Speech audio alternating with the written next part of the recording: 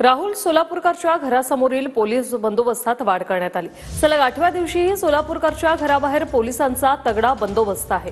वंचितच्या कार्यकर्त्यांकडून सोलापूरकरच्या घराबाहेर आंदोलन करण्याचा इशारा देण्यात आलाय।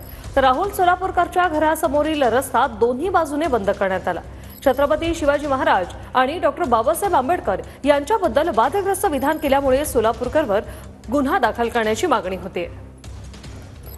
लक्ष्मण जाधव आमचे प्रतिनिधी आपल्या सोबत थेट जोडले गेलेले आहेत। लक्ष्मण, आज सलग 8वा दिवस आहे, आजही सोलापूरकर यांच्या घराबाहेर पोलिसांचा बंदोबस्त आहे, काय सांगाल?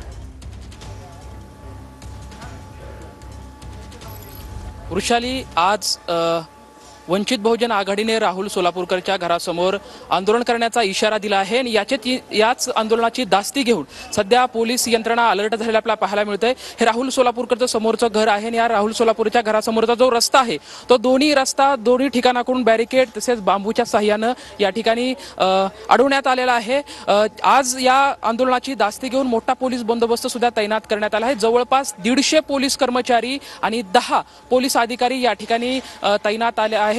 गेली 8 दिवसापासून मोठा पोलीस बंदोबस्त राहुल सोलापूरकरच्या सुरक्षेसाठी या ठिकाणी लावण्यात आहे। खरं तर वंचित बहुजन आघाडी असेल किंवा शिवप्रेमी असेल यांच्याकडून राहुल सोलापूरकरवरती गुन्हा दाखल करावा अशी मागणी सातत्याने होत आहे। मात्र पोलीस यंत्रणा किंवा सरकार राहुल सोलापूरला का पाठीशी घालते असा प्रश्नही या नागरिकांकडून उपस्थित केला जात आहे। त्यामुळे प्रचोष ह्या नागरिकांमध्ये पाहायला मिळत आहे। आज वंचित बहुजन आघाडीचे काही कार्यकर्ते थोड्याच वेळात या ठिकाणी दाखल होणार आहेत आणि त्यांच्याकडून या ठिकाणी मोठं आंदोलन छेडण्यात येणार आहे। याच्या सुरक्षेच्या दृष्टिकोनातून आपण पाहू शकता समोरच्या रस्त्यावरती दोन्ही ठिकाणी बॅरिकेड लावलेला आहे। पोलीस यंत्रणा मोठ्या प्रमाणात अलर्ट झालेला आहे। काही पोलीस अधिकारी पण या ठिकाणी दाखल झालेले आहेत आणि कुठलाही अनुचित प्रकार घडू नये यामुळे पोलीस आपल्याला पाहत आहोत, आपण दखल घेत आहेत। काही अधिकारी आहेत, पोलीस अधिकारी, आपण त्यांच्यासोबत बोलण्याची चर्चा करूयात। साहेब, तुम्ही आंदोलनामध्ये कुठलाही खरं तर पोलीस आपण पाहतोय परंतु ते बोलण्यासाठी नकार देत आहेत। पोलीस यंत्रणावरती कुठला दबाव आहे का? राहुल सोलापूरकरवरती का ते गुन्हा दाखल करत नाही हाही प्रश्न उपस्थित केला जातो आहे। कारण की गेली 8 दिवसापासून या ठिकाणी